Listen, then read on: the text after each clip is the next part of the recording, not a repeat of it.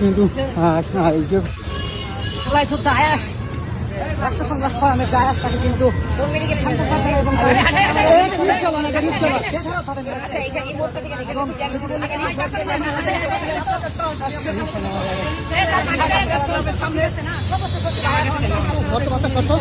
এলো পাতারি তাদের উপরে কিন্তু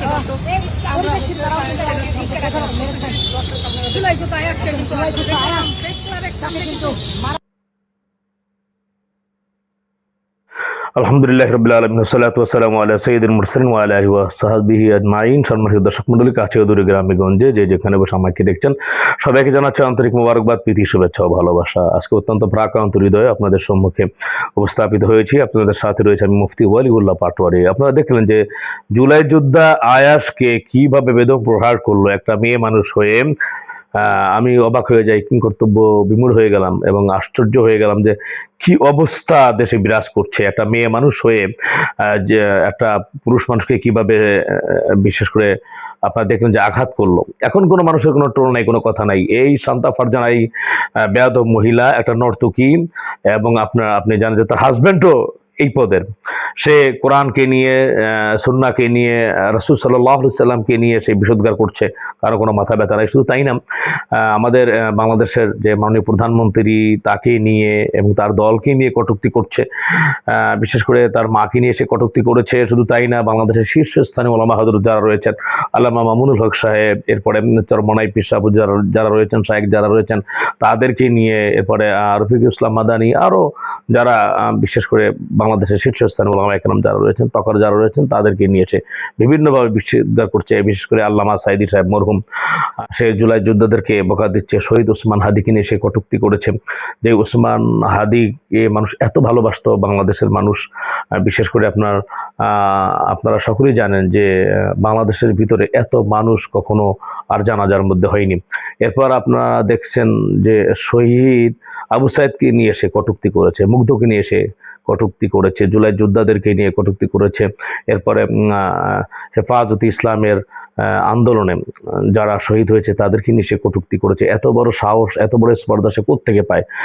এর সাথে সাথে চৈতালি রায় রয়েছে। আমি আইন শৃঙ্খলা রক্ষাকারী বাহিনীকে বলবো, বিশেষ করে তাদেরকে অনতিবিলম্বে গ্রেপ্তার করার জন্যে, দৃষ্টান্তমূলক শাস্তি দেওয়ার জন্যে আমি বিশেষ করে অনুরোধ করছি। মাননীয় প্রধানমন্ত্রী তারেক রহমান তার কর্ণগোহরে কি এই কথাগুলি পৌঁছায় না? এমনিভাবে বিষোদ্গার করছে, তাকে, তার মাকে নিয়ে, তাকে নিয়ে ট্রোল করছে। নাউজুবিল্লাহ মিন যালিক। আজকে দেখলাম যে এত বড় স্পর্ধা, সেই জুলাই যোদ্ধা আয়াসকে সে বেদমভাবে প্রহার করছে, মারছে নির্দয়ভাবে। একটা মেয়ের দ্বারা এটা কিভাবে সম্ভব? আমি অনতিবিলম্বে তার দৃষ্টান্তমূলক শাস্তি দাবি করছি এবং তীব্র নিন্দা ও প্রতিবাদ করছি।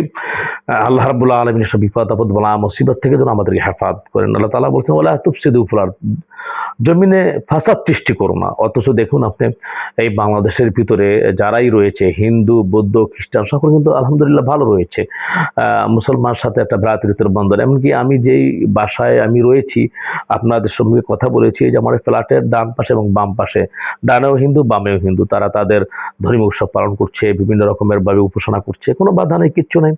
তো তারা এত শান্তিতে রয়েছে, এত আরামে রয়েছে বাংলাদেশে, তারপরও এরকমভাবে মুসলমানদের উপরে বিষোদ্গার এবং কটূক্তি করছে চৈতালি রায়।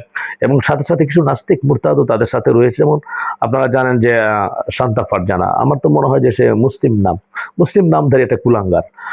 তো অনতিবিলম্বে যদি আইন শৃঙ্খলা রক্ষাকারী বাহিনী যদি তার শাস্তির ব্যবস্থা না করেন বা যদি গ্রেপ্তার যদি না করা হয়, আর যদি ব্যাপারটা হচ্ছে তাকে যদি দৃষ্টান্তমূলক শাস্তি না দেওয়া হয়, আমার মনে হয় যে অনতিবিলম্বে বাংলাদেশে একটি দাঙ্গার একটা সৃষ্টি হবে। আমি মনে করি, আশঙ্কা করি এরকমই। তাই আমি বলছি যে শান্তা ফারজানা সহ তার হাজবেন্ডকে গ্রেপ্তার করা হোক, সাথে সাথে চৈতালি রায়কেও গ্রেপ্তার করা হোক। যদি সে এমনিভাবে বিষোদ্গার করতেই থাকে, তার কারণে বাংলাদেশের ভিতরে বিভিন্ন রকমের ফাসাদ এবং দাঙ্গা সৃষ্টি হবে। তো আসলে এটা তো আমরা চাই না। জমিনে যদি কেউ ফাসাদ সৃষ্টি করতে চায়, তো আল্লাহ সুবহানাহু ওয়া তাআলা কালামে মাজিদে বলেছেন যে ওয়ালা তুফসিদু ফিল আরদ, জমিনে তোমরা ফাসাদ সৃষ্টি করো না। সুতরাং ফাসাদ যারা সৃষ্টি করবে তাদেরকে অবশ্যই আমাদেরকে প্রতিহত করতে হবে। আল্লাহ সুবহানাহু ওয়া তাআলা আমাদেরকে জেনে বুঝে উদ্ভাবন করে কোরআন এবং সুন্নাহর আলোকে আমল করার তৌফিক দান করুন। সকলে ভালো থাকুন, সুস্থ থাকুন। আসসালামু আলাইকুম ওয়া রাহমাতুল্লাহি তাআলা ওয়া বারাকাতুহু।